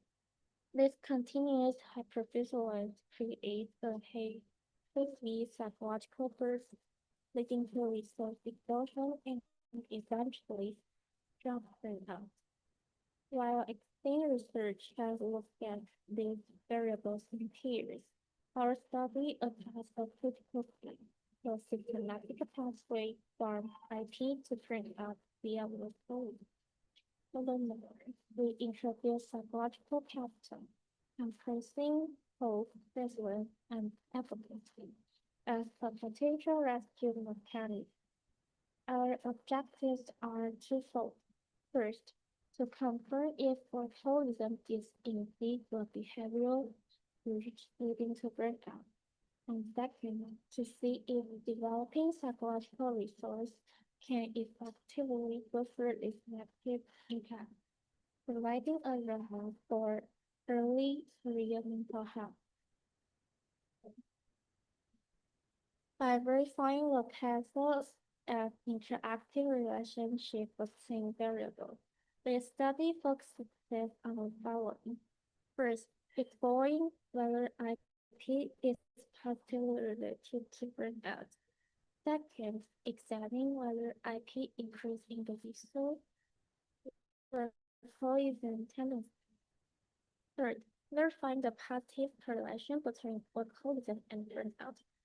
Fourth, analyze the mediating effect of workaholism between IP and burnout. Last item, examine the moderating effect of sidekick on the relationship between workaholism and burnout.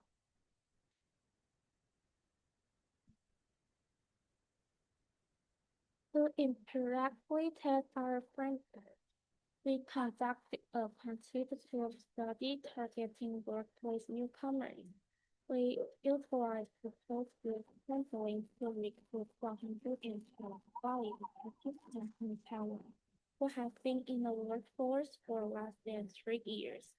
This specific group was chosen because they are in the critical stage of role identity and are most vulnerable to imposter phenomenon. For our measurement tools, we selected for globally recognized skills with high reliability.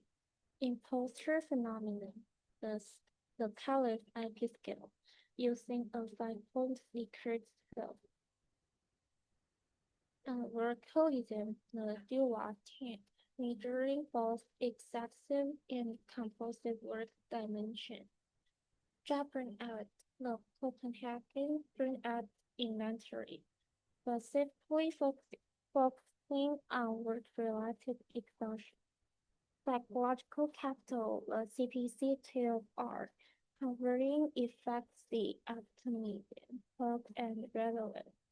Finally, for data processing, we utilize SPSS 27 for descriptive and correlation analysis. To test the color of our study, the moderating mediation effect, we employ high-process model. Specifically, we used model 14 to examine the mediation role of workaholism and model 14 to test if psychological capital buffers the relationship between workaholism and burnout. We used 5,000 bootstrap for examples to ensure the stability of our statistical inferences. If you look at blue section, you can see that the imposter phenomena is significantly and positively correlated with both workaholism and burnout. This indicates the individual experiencing the imposter phenomena are more likely development, workaholism, and burnout. The red section shows the significant positive correlation between workaholism and burnout. Means those who are workaholic are more prone to experiencing burnout. Meanwhile, the green section highlighting a significant negative correlation between psychological capital and burnout, suggesting the individual with higher psychological capital are less likely to suffer from burnout. The yellow highlighting section presents our control variables. Previous studies had found that females are more prone to the imposter phenomena than males. Age is a potential antecedent of psychological capital, and a work tenure presents accumulate workplace experience, serving a similar role as age. Therefore, we controlled for gender, age, and tenure to ensure our results are not confounded by loose factors.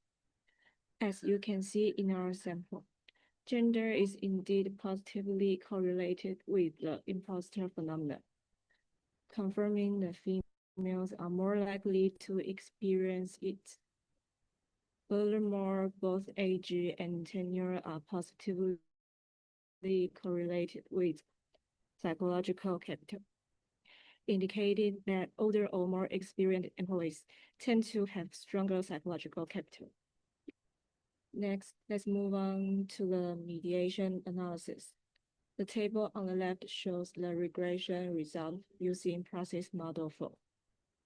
In the blue section, we can see that although the imposter phenomenon is positively correlated with burnout, the effect is not significant.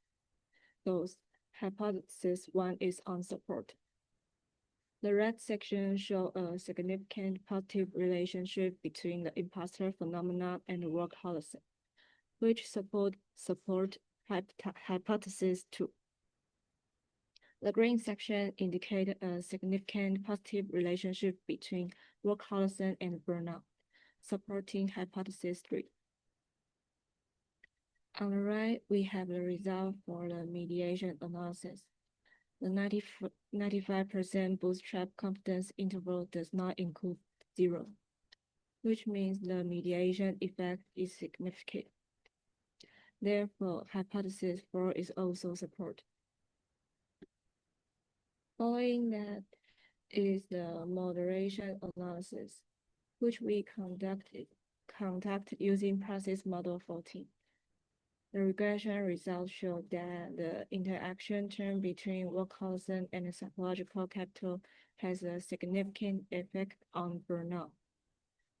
To further examine whether this interaction aligns with our expand pattern, we follow Icahn and West's procedure, adding a subtracting one standard deviation to plot the interaction effect and conduct a simple slope analysis. The plotted results shown in the figure on the right confirm that the interaction pattern matches our expectation. Compared to these with higher psychological capital, the positive impact of workaholism on burnout is much stronger for individuals with lower psychological capital. For a simple slope analysis and the 95% bootstrap confidence intervals, we can also see that for the sky blue line, representing low psychological capital, the relationship between workaholism and burnout is significant. Conversely, for the pink line, representing high psychological capital, this relationship is not significant. Finally, looking at the index of moderated mediation in the red section, we can see that moderated mediation effect is significant. Therefore, hypothesis 5 is fully supported. To briefly summarizing our findings, as you can see in the red section, hypothesis 1 was unsupported. The imposter phenomenon does not directly lead to burnout. Instead, the impact is non-immediate and driven by a continual drain on the resource. This brings us to our supported hypothesis in the green section, which outlined a clear behavioral pathway. Driven by inner insecurity, imposter tendency leads directly to workaholism, supporting H2. In turn, this over-exertion depletes mental resource, which eventually leads to burnout, aligning perfectly with the conservation of resource theory for H3. Therefore, as H4 states, this compensatory workaholic behavior serve as a crucial mediator that directly triggers burnout. Fortunately for H5, we identified psychological capital as a vital buffer that mitigates these negative impacts. Having established that workaholism is the critical bridge leading to burnout, and the psychological capital acts as a vital buffer, we propose 4 strategic implications for HR practice and organizational leadership. First, organization must identify and address the heightened psychological state of employees with imposter tendencies. Our findings show that even if these employees appear high-performing, their internal anxiety may be driving them toward exhaustion. Managers should heighten their sensitivity to this trait, especially among newcomers or in high-pressure environments. We suggest regular, non-judgmental dialogue to help employees clarify their self-worth and break the cycle of anxiety-driven population. Second, we must remain vigilant. Overworking is often a sign of workaholism, not just high engagement. It is crucial for an organization to distinguish between active engagement and compulsive involvement. Since workaholism leads to rapid resource depletion, we recommend implementing mandatory lead mechanisms, promoting a culture that encourages employees to fully disengage after work hours. Third, prioritize the development of psychological capital. Things that have express a protective function that buffers work stress. It is second investment for any we recommend training course and coaching focus on the hero dimension, help, self-efficacy, resilience, and autonomy. This enhances the overall stress interest of the workforce. Finally, we must foster a supportive and psychologically safe organization culture. When employees feel they lack support, they veer toward compensatory overwork. Organizations should create an environment that affirms individual differences and permits learning from mistakes. By providing timely information and positive guidance, supervisors can alleviate performance anxiety and foster a stable sense of belonging. In conclusion, protecting our talent requires looking beyond the surface on their performance to the psychological drivers underneath. And this is our presentation.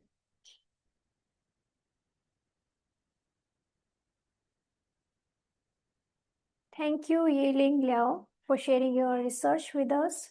So now we'll continue with the next presenter is Patrick Siriswan, Law Program, Faculty of Humanities and Social Sciences, from Nakhon Saen Rajabhat University, Thailand. Topic is 5 well-being dimensions of people, a community self-management model for sustainable development. So yes, Patrick, you can share your screen and yeah. Can I present share screen now? Sorry, could you please repeat? Screen. Sikkim. Yes. I want to share.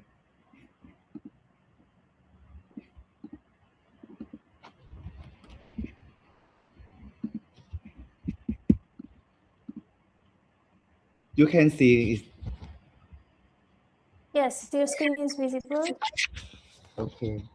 Good morning, distinguished committee member, respected participants, and all attendees.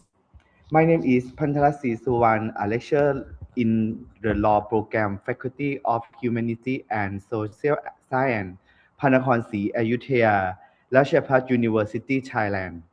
Before I begin, I would like to mention that this is my first time present at in the national conference. I may feeling little nervous and I truly appreciate your kind understanding. Many times when we talk about democracy, we often think of national politics, election or parliamentary system.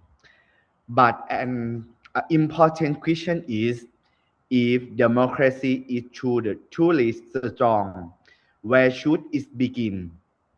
One crucial answer is the community. Today, I would like to take you a small province in eastern Thailand, Grad province, where democracy is not just an idea, but a lived reality through community self-management.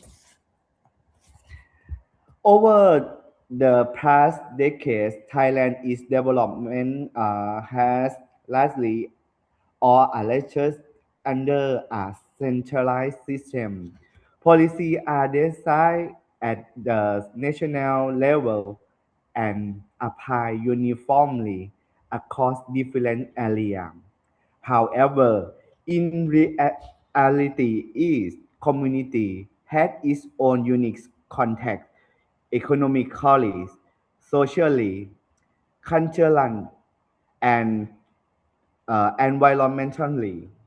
When policy do not align with local context, several limitations emerge. Limited public participation, weak integration of solutions, and policy that do not truly respond to people's needs. As shown in this slide, top-down development often lacks ownership is context. What we see in trad is a shift towards grassroots democracy, where people are not passive recipients but active agents of change. In fact, people did not wait for external solutions. They come together to form community network to collective address their own challenges. This includes farmers, women, older person, person with disability, youth and environmental groups. This transformation is driven by PAR or participatory action research. To PAR, people analyze their own problem, share knowledge, design solutions, and implement them in real context. As shown in the slide, they move from beneficiaries to co-creator of development. And importantly, this is not separation from the state, but collaboration between citizens, government, and network. Third, setting light is in social capital, as illustrated in the diagram. Citizen, local government, civil society, and academics work together as foundation of development. A community leader once said, "What we can do, we do together. What we cannot do alone, we invite others." This reflects a shift from governance by the state to governance with the people. Trad has developed a strong community organization network with more than 35 networks and multiple work groups. These networks do not meet occasionally, they work continually. They create space for co-thinking, co-creating, and co-learning. This transforms a community into active platform for innovation and problem solving. At the core of this model is a continuous cycle. They identify, collaborate, implement citizen and not just data provider. They are designer of solution. This is where employment becomes tangible and development becomes sustainable. From this process, a key frameworks emerge.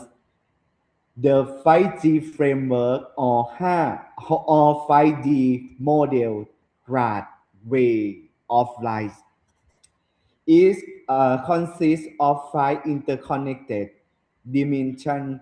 One, healthy living. Two, strong economy. Three, sustainable environment. Four, secure housing. Five, caring society. At the center of this framework is one essence element, community trust.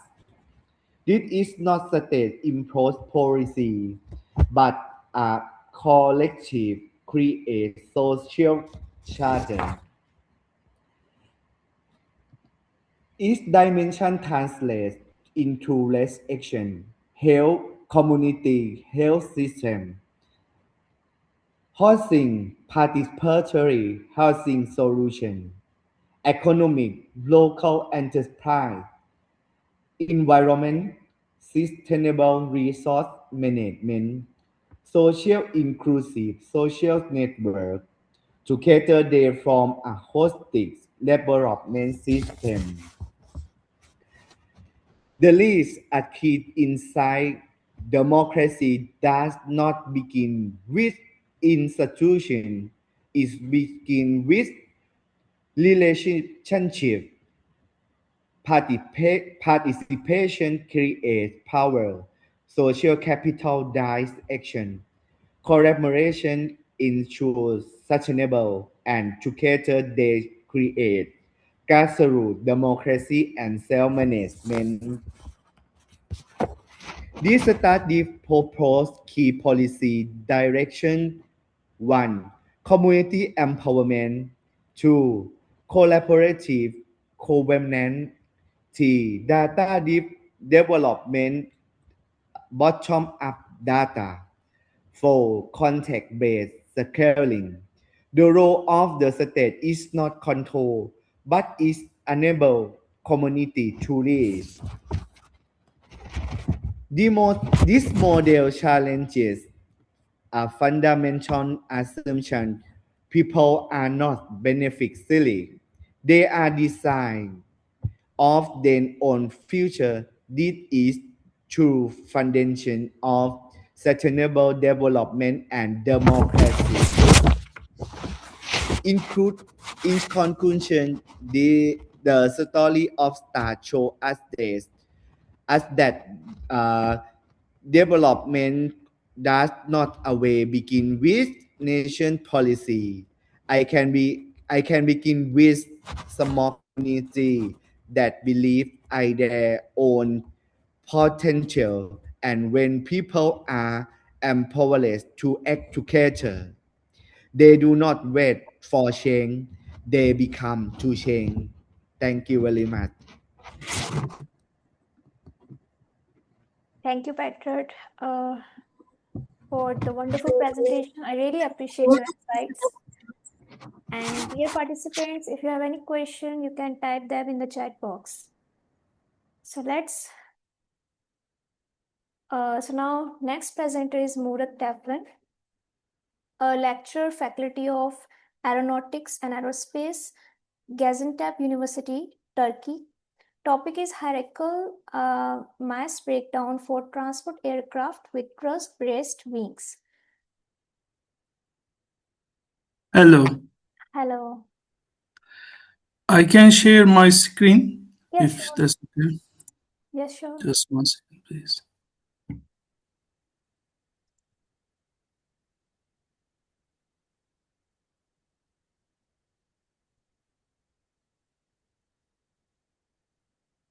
Yes. Can you see my screen now?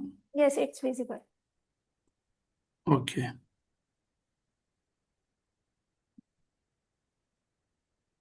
So today I will talk about our conference paper, which is hierarchical mass breakdown for transport aircraft with truss-braced wing.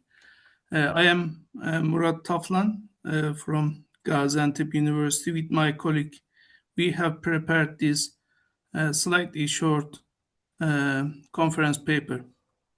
So the paper is about aircraft design. I am from the Department of Aerospace Engineering.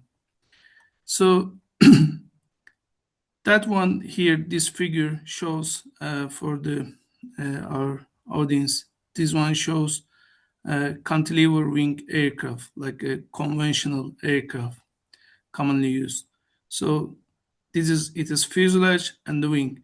So whenever we introduce new components to an aircraft, like those other three figures here, for example, that aircraft here has a strut, an offset, and so on.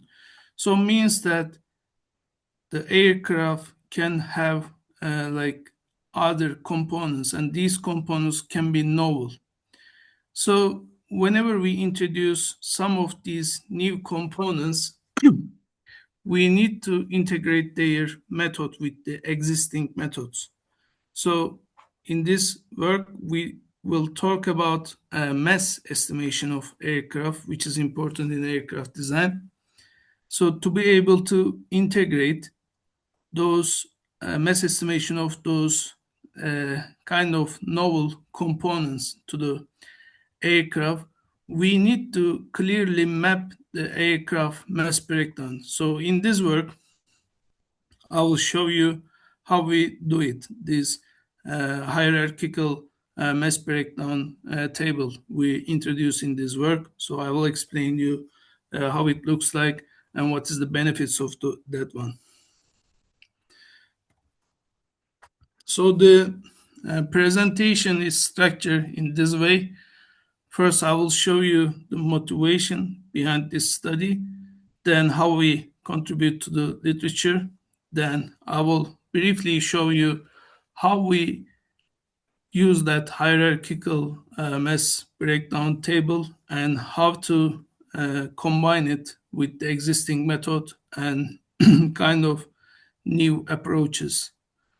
So later I will show you a table which will illustrate different mass estimation methods. And in the fifth step, I will show you how we use hierarchical mass estimation approach for an baseline aircraft of Boeing 737.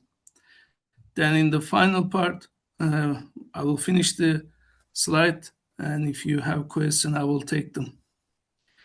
So why a hierarchical mass breakdown is needed? So when we did our literature review, we have noticed that the novel aircraft design actually requires such an approach. For example, in this case, our focus is on truss-braced wing configurations. These configurations need explicit structural treatment, but aircraft closure still depends on conventional handbook methods. Without a hierarchy, when we integrate methods, the new and existing methods overlaps and the hidden corrections are possible. So we introduce this mapping approach that everything is clear. So conventional aircraft doesn't cover, as we know, the truss-braced wing aircraft completely. So we require like new approach. So this paper here we present does not show new mass estimation methods, but it shows how to integrate the methods available in the literature. Okay, so every method needs a parent one in the mass breakdown. I will show you that one. And every method will have the fidelity level.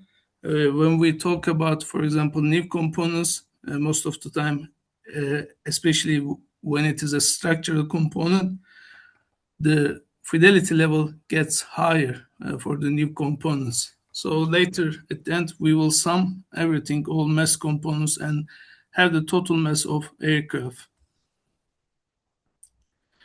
So we have organized the mass. So there are already existing mass group studies in the literature. Here we kind of organize it in a way that we can integrate several new and existing mass estimation methods. So the aircraft mass is organized from takeoff gross mass and operating empty mass down to the detailed subcomponents. So this is how hierarchy works. Okay. So this is an example of the level of details. The takeoff gross mass is our level 1, the final total mass of the aircraft, and it has level 2 subcomponents, for example, operating empty mass and other useful loads. If we go to level 3, for example, now we will talk about structures, which is subcomponent of operating empty weight.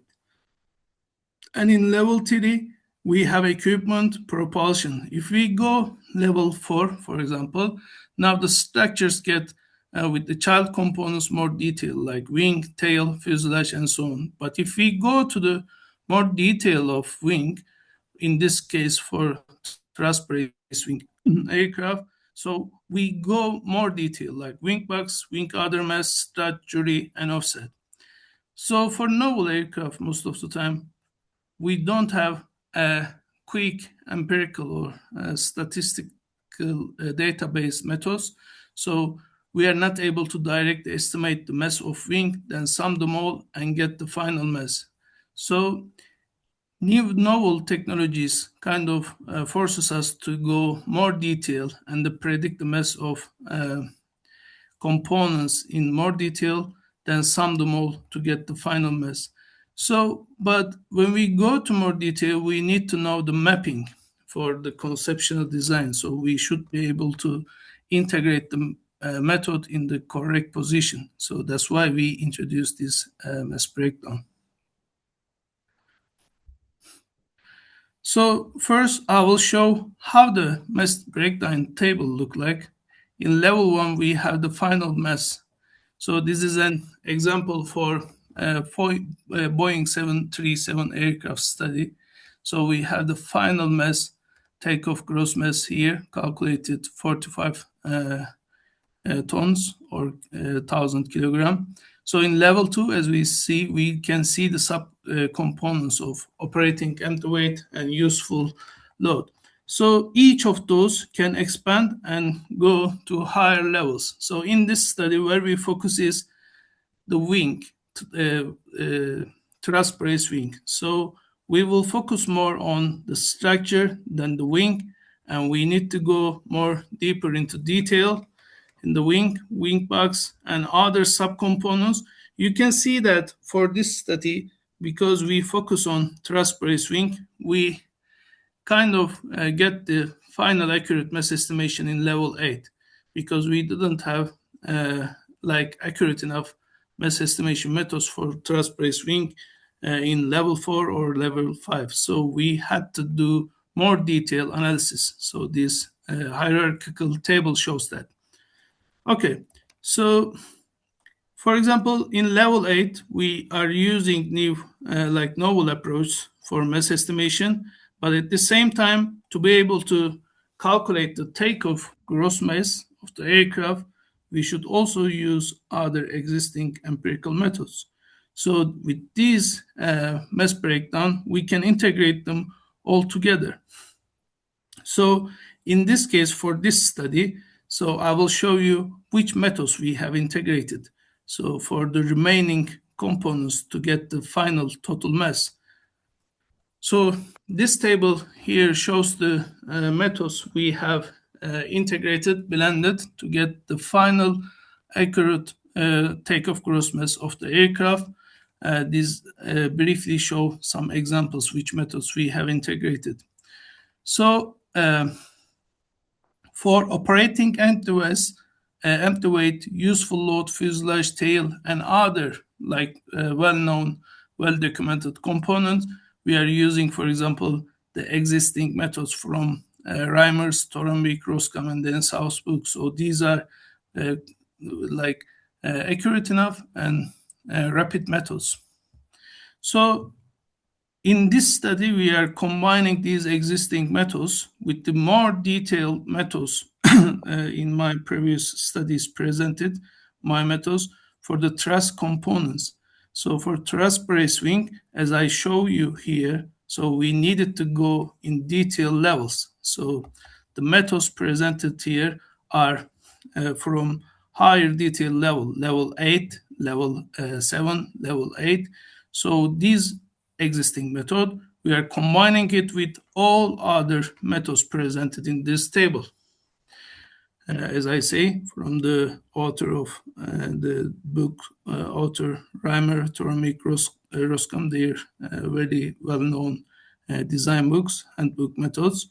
We also combine them with other methods from other researchers' study. We know that their method work, for example, for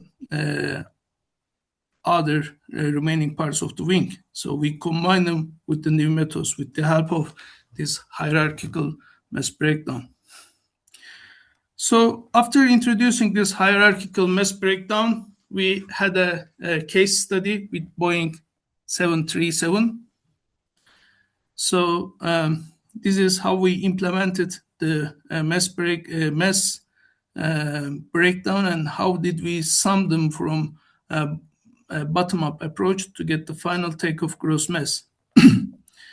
So for the wing, in this case, we had a method to calculate the wing mass. So we calculated wing box, wing other mass, and level 5 components here. We didn't need to go more detail. From the sum of them, we calculated the wing mass, which is here. So in level 4, when we calculated all remaining other mass components with the existing methods I show you in the previous table, so now we are able to calculate the mass of other parent structure. For example, for the structures, we are summing the wing with the remaining structural components, and we get the mass of the wing structure. Same with the equipment. So when we bottom-up approach, when we sum them up towards the top, so we get the equipment mass, propulsion. So when we sum the mass of these subcomponents, we get the operating empty weight.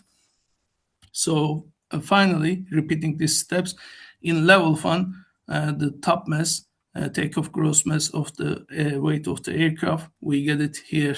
In this case, it is mass 45,000 kilograms. So this shows here that how we apply this approach, hierarchical mass breakdown. So in this study, we have combined the novel mass estimation approach with the handbook methods. So the novel methods were from our previous studies published in last 2 years. So we combined them with other existing methods, and the final mass we got for Boeing 737 was the sample study. We accurately predicted the takeoff gross weight of Boeing 737 with this approach. So in future studies, for example, here we have considered a conventional aircraft, but in future studies, the propulsion system of this aircraft can change. So when the propulsion system change, the subcomponents of the propulsion will change. So applying the same technique, we will be able to predict the takeoff gross weight of the novel aircraft under our consideration. So this hierarchical approach can be applied for any novel aircraft design and will help the researchers to avoid mistakes. So because here clearly we see which mass components we have considered. So this will help us avoid overlapping of mass prediction while using the different methods. Okay, in the feature studies, we are planning to, as I say, apply this method in more detail for thrust brace wing aircraft as well. In addition to the example I'm showing you here for Boeing 737. So we will be also combine the novel technologies, and we will also include emerging propulsion systems with this approach. So this is briefly what we have introduced here. We haven't introduced a new mass estimation method, but we have introduced a clear mapping mass breakdown approach for aircraft conceptual design. So as I say, in the future steps, we will focus on more novel aircraft configuration. And that's end of my presentation. If you have any question, I can take them. Thank you very much for listening to us. Thank you so much, Murat Teflon. That was really amazing and engaging presentation. Thank you so much. Dear participants. Thank you. Welcome. So now I'm sharing my screen.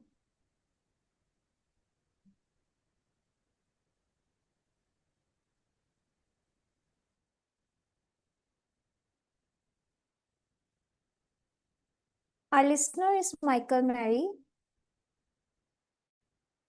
And thank you so much. With great pleasure and enthusiasm, I would like to conclude that the conference was a great success. Many people have contributed in different ways to turn this event into a smoothly running conference with very interesting presentations. This conference has resulted in good discussions and networking. I owe my gratitude to all the presenters and patient listeners, to the coordinators and the whole staff of Eurasia Research for their constant support.